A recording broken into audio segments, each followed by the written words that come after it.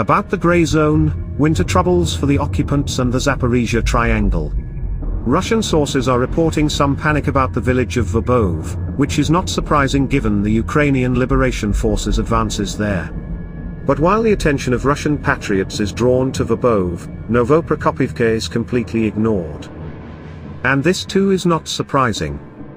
Verbov is of course an important village on the border of the first and second line of defense, the liberation of which would open the Ukrainian stormtroopers an exit in several directions at once. But still it is somewhat away from Highway 0408, which leads through Novoprokopivka, Ilchinkov and Solodka Bolka to Tokmak.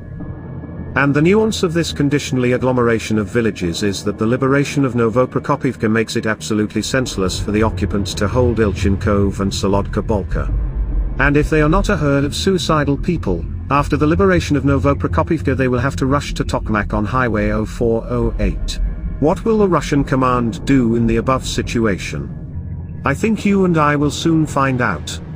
But in the impending collapse of this location, the Russian command is trying to divert attention from the situation on a very important highway to the situation on an important, but still somewhat remote village. But the tops of the Zaporizhia Triangle Novoprokopivka, Verbov, Okertovate are already starting to crumble.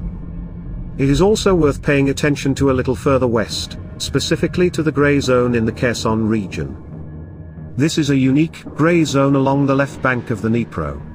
The area that used to be the first border of the enemy's supply line, has turned into a zone where there is no control of positions by the Russian occupants, and in a sense at the same time absent, but also present control of the Ukrainian armed forces.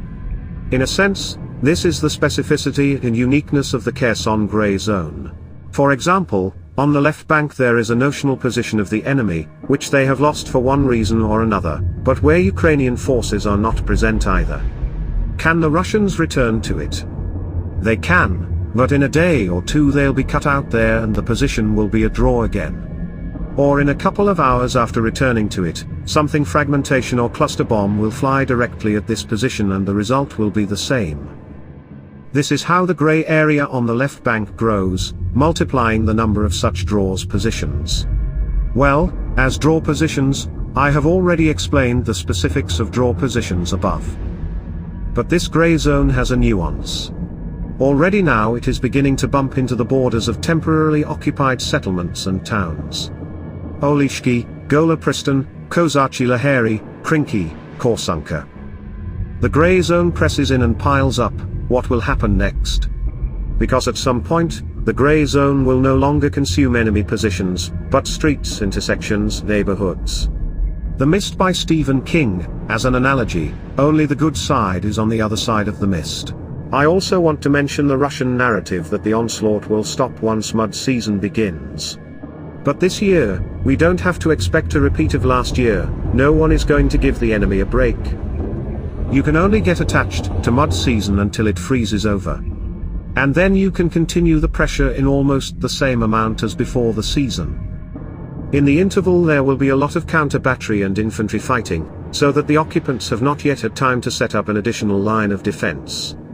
Winter battles of course have their own peculiarities, but I am sure that the AFU will be able to surprise the enemy unpleasantly at this time of year as well.